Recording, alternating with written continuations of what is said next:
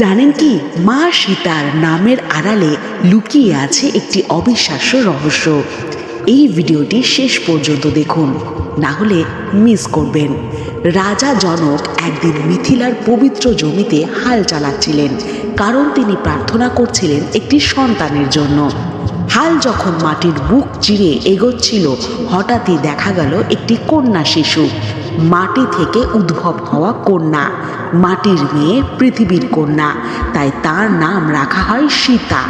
কৃষিকাজে ব্যবহৃত সীতা বা শীত শব্দ, যার অর্থ হাল দিয়ে চাষে তৈরি রেখা।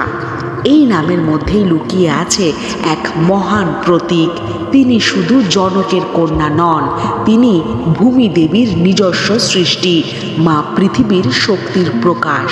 তাই তো তাকে বলা হয় জগৎ জননী সীতা, যিনি নিজেই ধৈর্য, শক্তি আর পবিত্রতার প্রতীক।